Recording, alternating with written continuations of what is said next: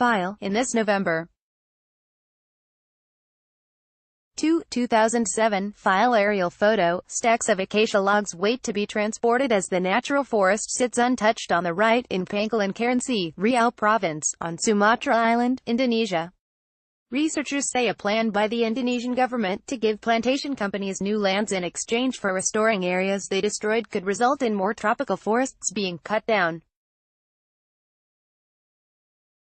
AP photo, Dita Alangkara, file, Jakarta, Indonesia. AP, researchers say an Indonesian government plan to give plantation companies new lands in exchange for restoring areas they destroyed could result in more tropical forests being cut down. Spatial analysis released Tuesday by civil society groups shows 40% of the 921,000 hectares, 3,556 square miles, designated for land swaps is natural forest. Indonesia is second only to Brazil in the amount of forest cut down in the past decade. The Ministry of Forestry and Environment plan is part of Indonesia's attempts to avoid a repeat of disastrous 2015 fires that swept through vast acreages of swampland that were cleared and drained by pulp and paper companies for industrial plantations. In exchange for re-wetting the so-called peatlands, making them unsuitable for plantations, conglomerates such as Sinermez and April would be given lands elsewhere.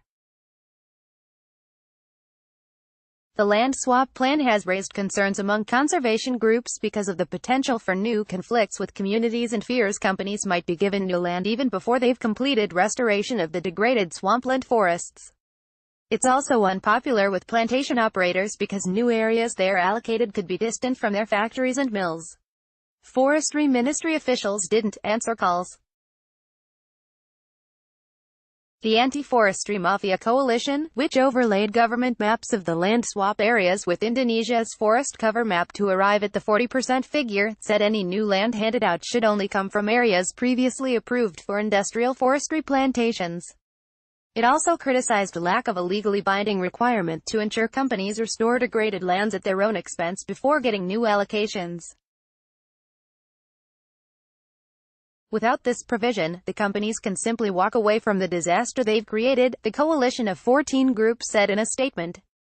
Restoration may never take place and abandoned areas may be vulnerable to catastrophic fires for years to come. A 2017 study by a University of Queensland environmental scientist estimated it would cost at least $4.6 billion to re-wet just the 2 million hectares of peatland designated as a priority for restoration by the government.